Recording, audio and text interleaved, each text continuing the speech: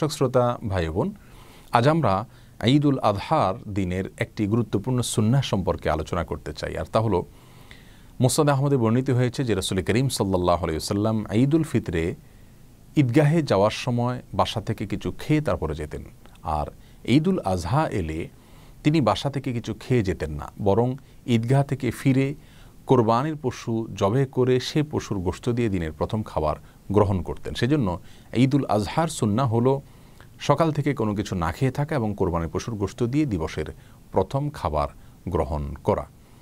কোনো কারণে যদি কেউ কোরবানির পশুর গোশত দিয়ে দিনের প্রথম খাবার গ্রহণ করতে অসুবিধা হয়, তিনি ডায়াবেটিসের রোগী অথবা অন্য কোনো কারণে অনেক বেশি দেরি হয়ে যাচ্ছে কোরবানির পশুর গোশত প্রস্তুত হতে হতে, ততক্ষণ পর্যন্ত অপেক্ষা করা তার জন্য কষ্টের, তাহলে তিনি অন্য খাবার গ্রহণ করে ফেললে কোনো অসুবিধা হবে না, গুনাহ হবে না, যেহেতু বিষয়টি সুন্নাহ, ফরজ অথবা ওয়াজিব নয়।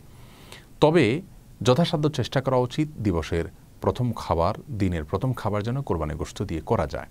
এজন্য কোরবানির পশুর পরিপূর্ণ গোশত যদি প্রস্তুত করতে অনেক বেশি সময় লাগে, তাহলে পশুর কোনো একটা অংশ কেটে প্রস্তুত করে, কলিজা ইত্যাদি প্রস্তুত করে, শরীকে থাকলে কয়েকজনে সেটাকে সমানভাবে ভাগ করে নিয়ে রান্না করে তারা খেতে পারেন, তারপরে পশুর অবশিষ্ট অংশ তারা প্রস্তুত করতে পারেন, এই সুযোগ রয়েছে।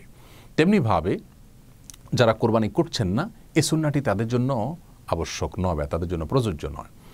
আর সেই সাথে এখানে আল্লাহ সুবহানাহু ওয়া তাআলার পক্ষ থেকে যে হাদিয়া দেওয়া হচ্ছে তার প্রতি নিজেকে লালায়িত করার বিষয়টি প্রকাশিত হয় তাদের সুন্নাহ পালন করার মাধ্যমে। কারণ আমরা জানি যে কোনো কিছু আল্লাহ সুবহানাহু ওয়া তাআলার উদ্দেশ্যে দান করার মানে হলো আল্লাহকে দিয়ে দেওয়া। আল্লাহ যেহেতু কোনো কিছুর মুখাপেক্ষী নন, সেজন্য তার পক্ষ থেকে সেটা আসলে রিসিভ করেন, গ্রহণ করেন কোনো গরিব অভাবী দুস্থ মানুষেরা। কোরবানি এবং আকিকার যে গোশত আল্লাহ সুবহানাহু ওয়া তাআলা এটা তার উদ্দেশ্যে জবে করার পরেও আমাদেরকে খেতে দিয়েছেন, তাহলে এটা আল্লাহ সুবহানাহু ওয়া তাআলার পক্ষ থেকে এক ধরনের উপঢৌকন, হাদিয়া, উপহার। সেজন্য আল্লাহর উপহার, আল্লাহর হাদিয়া দিয়ে দিবসের বা দিনের প্রথম খাবারটা গ্রহণ করলে সারাদিন আপনি সকাল থেকে না খেয়ে থাকলেন আর ওই খাবারটা দিয়ে দিনের প্রথম খাবার গ্রহণ করলেন, তাহলে তার প্রতি একটা আকর্ষণ তৈরি হয়, তার প্রতি একটা আগ্রহ আপনার ভেতরে তৈরি হয় এবং সন্দেহাতীতভাবে এর মাধ্যমে আল্লাহ সুবহানাহু ওয়া তাআলার হাদিয়া, আল্লাহ সুবহানাহু ওয়া তাআলার দেওয়া উপহারের প্রতি এক ধরনের শ্রদ্ধা প্রদর্শন হয়।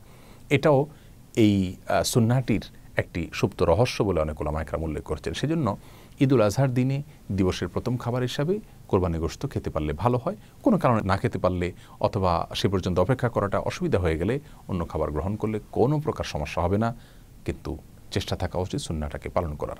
আল্লাহ সুবহানাহু ওয়া তাআলা আমাদের সকলকে সুন্নাহর উপরে আমল করার তৌফিক দান করুন। আসসালামু আলাইকুম ওয়া রাহমাতুল্লাহি ওয়া বারাকাতুহু।